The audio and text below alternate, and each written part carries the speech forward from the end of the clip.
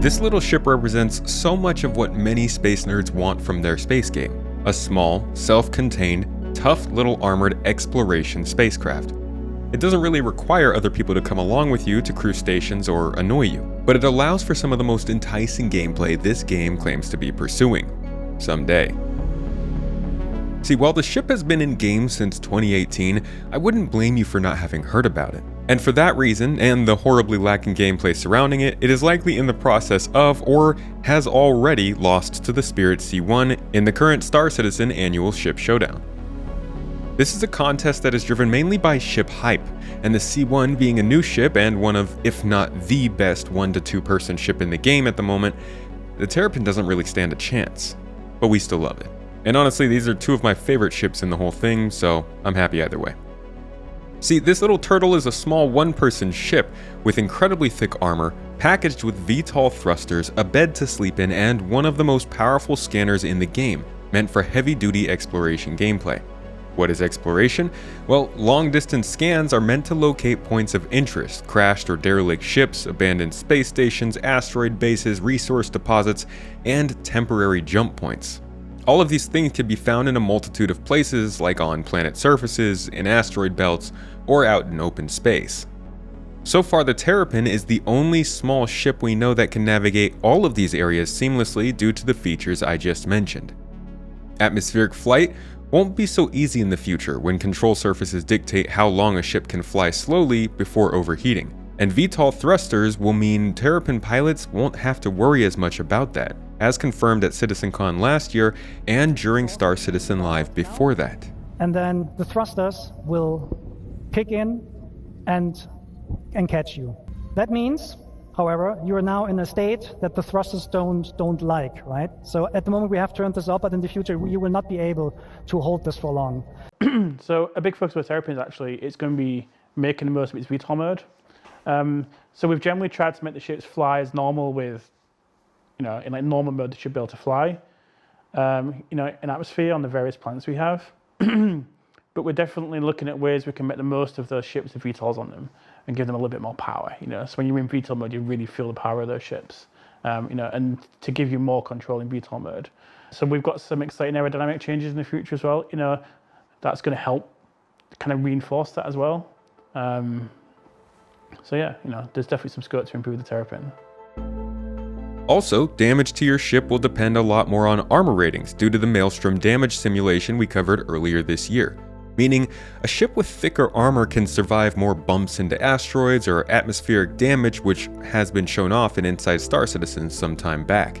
It also means more harsh environments will pose less of a risk to those in ships made for those atmospheric conditions, like toxic worlds.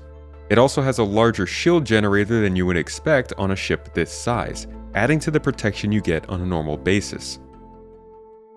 Due to these extensive measures taken to protect the ship, which was originally built as a military wartime scouting ship, it normally would put out a high-level signature for its size, but it actually can retract and deploy armor flaps that both keep the signature lower for more stealthy gameplay and allow the ship to vent heat at specific times when needed.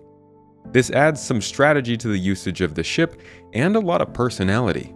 Then there's the massive scanning dish on this ship that also counts as a utility mount. While there hasn't been much discussion around this in a while, utility mounts are interchangeable with different parts, which could mean the ship may have the potential for other uses outside of just scanning. This is actually talked about in the Q&A for the ship, though I'm not entirely sure what equipment means in this context, and obviously the game design has changed a bit since then. Finally, the use of this ship as an armored search and rescue vehicle is also pretty obvious. While it has no medical functionality and they still haven't released our much wanted Medi-Turtle that has been beautifully rendered here in this picture by Star Cheese, you can take on light medical work and transport passengers via the bed in the back out of harsh conditions, taking care of minor injuries and ailments while transporting them to locations where they can get more help. This obviously allows you to go to places where other ships that are meant for medical gameplay might not be able to handle. Oh, that's also not to mention that the small size and armored nature of this ship allows it to be a bit of a command center when you're out in the field. Yes, you can't have your whole crew on board here running a whole battle, But with the ability to scan basically an entire battlefield, stay relatively stealthy with a small size, and shrug off some pretty heavy attacks for a little while, this could be a solid small command center during battles for orgs. Now there are some downsides to the ships as well. It is a one-person ship, which means there is only one bed, though the company now has changed the idea of bed spawning later on in development. We don't want to limit the player to that. It's like having a bed shouldn't be a requirement to log out of the game. In fact, in the future, we want, no matter where you log out, that's where you log back in. You have all the same missions, Which means that beds aren't necessarily a limiting factor to crew size anymore, so I'm not sure what would limit this to being a one-person ship at this time.